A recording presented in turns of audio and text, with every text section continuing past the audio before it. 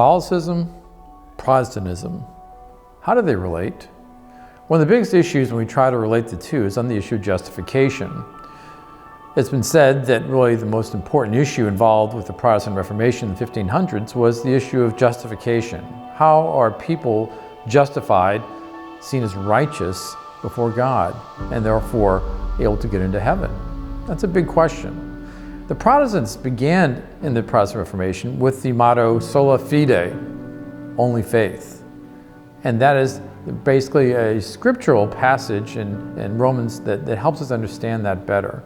In Romans chapter 4, verses 4 to 5, Paul says this, "Now to one who works, wages are not reckoned as a gift, but as something that's due. But to one who without works trusts him who justifies the ungodly, such faith is reckoned or credited to him as righteousness." Now that's open for men and for women, of course, for all people. But Protestants believe and they emphasize that it's simply by faith, not works, that this righteousness is credited to us.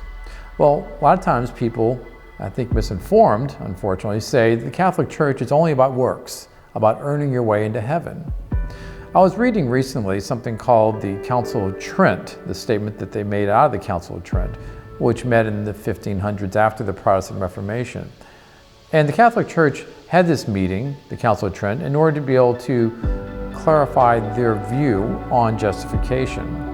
And at the very end of this document, it has 33 canons or statements that are made. It's interesting, the first one of those canon statements says that we are not saved by works. And in the ninth one, it states that we are saved by faith, but not faith alone. Faith that is going to be working in charity and hope. In other words, the Catholic Church sees that it's both by works and by faith that somehow our faith is expressed. But of course, it's faith in the body and what Christ has done on the cross for us that we are saved. By grace, we are saved through faith. But it's always a faith that is in action. And if we think that somehow we have a cheap grace, that we don't need to do anything once we come to faith, the Catholic Church is quick to point out, no, that's not true. And many Protestants do as well. We remember Jesus said at the Sermon on the Mount, "Be ye perfect as your Heavenly Father is perfect." So we are to strive after righteousness and holiness. So as we look at this issue of justification, I think that basically Catholics and Protestants are saying the same thing, just in different ways and different emphases. Now, there are problems, I think, as a Protestant I have with the Catholic Church. For example, in one of those canon statements, those 33 statements that Council of Trent said, is that if someone doesn't believe in purgatory, that person would be anathema, in other words, damned. In other words, that they would not be able to go into heaven because the Catholic Church at that time believed there was only one church, and that was the Catholic Church. Now, I do have a problem with that because nowhere in the Bible, Old or New Testament, is the word purgatory used. And I don't think that there is any clear teaching at all that there is a place, purgatory, as the Catholic Church teaches. So I would have a problem with that in belonging to the Catholic Church, and that's an area probably of further discussion with my Catholic brothers and sisters.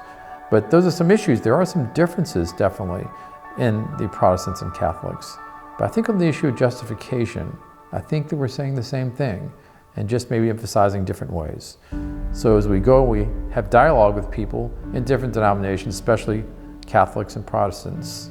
I hope that we can have open ears, be patient, listen to each other, and see if we're saying the same thing in different words.